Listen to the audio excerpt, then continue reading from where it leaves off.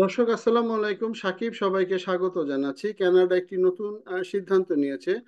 সেই সিদ্ধান্তটা হচ্ছে কানাডার মধ্যে থেকে, আমি আবারও বলি, কানাডার মধ্যে থেকে যারা কনস্ট্রাকশন ওয়ার্কার হিসাবে কাজ করে আসছিলেন এবং যাদের ওয়ার্ক পারমিট শেষ হয়ে গিয়েছে, যারা আনডকুমেন্টেড হচ্ছেন বা হয়ে গেছেন, তাদের জন্য একটি সিদ্ধান্ত যে 6,000 কনস্ট্রাকশন ওয়ার্কারকে কানাডা পার্মানেন্ট করে নিবে, অর্থাৎ তাদেরকে পিআর দেওয়া হবে।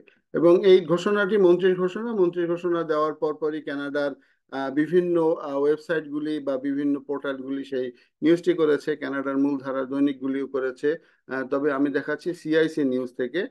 আরেকটা জিনিস দর্শক একটু বলি, যে বলে রাখা ভালো যে সিআইসি নিউজটা ফলো করতে পারেন। এই জায়গাতে কিন্তু ইমিগ্রেশন সংক্রান্ত অলমোস্ট সবকিছুরই সঠিক আপডেট থাকে।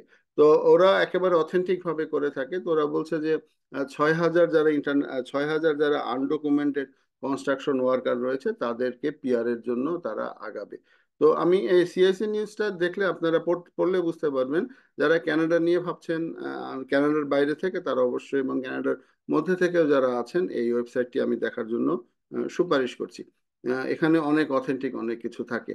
তো এবার আসেন যে 6,000 কেন, যে সেটা হচ্ছে যে এখন লক্ষ লক্ষ ইন্টারন্যাশনাল স্টুডেন্ট কানাডাতে, এবং অনেকেরই ওয়ার্ক পারমিট শেষ হয়ে যাবে এই বছর জুনে জুলাইতে, এবং তাদের ওয়ার্ক পারমিট কিন্তু এক্সটেনশন হচ্ছে না। এবং পিআর পলিসিটা এমনভাবেই করা যে সমস্ত পিআর পলিসির ফলে যে মানুষ যে কোনো একটি পাথওয়েতে তারা কানাডায় পিআর এর জন্য মনোনীত হবে, সেই ধরনের কিন্তু পাথওয়ে তারা খুঁজে পাচ্ছে না।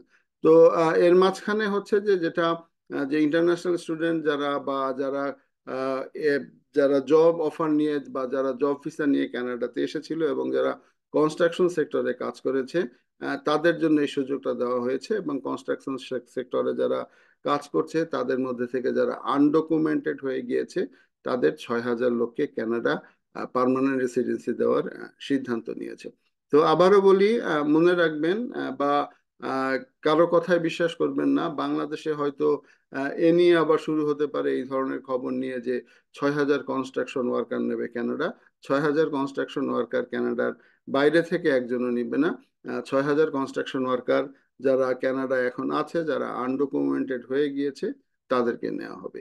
তো এবার একটু বলি যে যেটা হচ্ছে যে স্টুডেন্টদের ক্ষেত্রে, যে স্টুডেন্টদের আনডকুমেন্টেড হয়ে যাওয়ার ফলে অনেক স্টুডেন্টেরই কিন্তু কানাডা থেকে চলে যাওয়ার শঙ্কায় আছে এখন।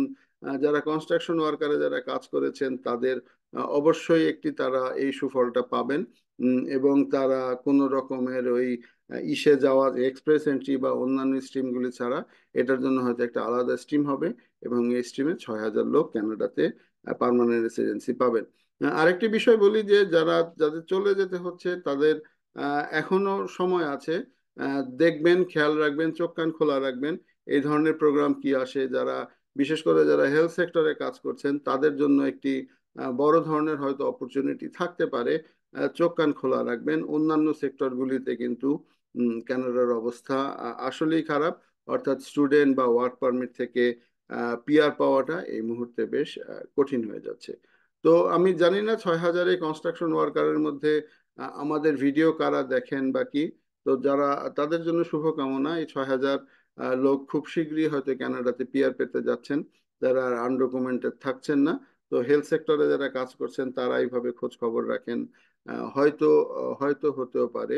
এবং কনস্ট্রাকশন সেক্টরটা হলো, আর আবারও বলি যে এটা কোনোভাবেই কানাডার বাইরের কারো প্রোগ্রাম না, বাইরের থেকে এই প্রোগ্রাম হচ্ছে না, এটি হচ্ছে কানাডার মধ্যে থেকে।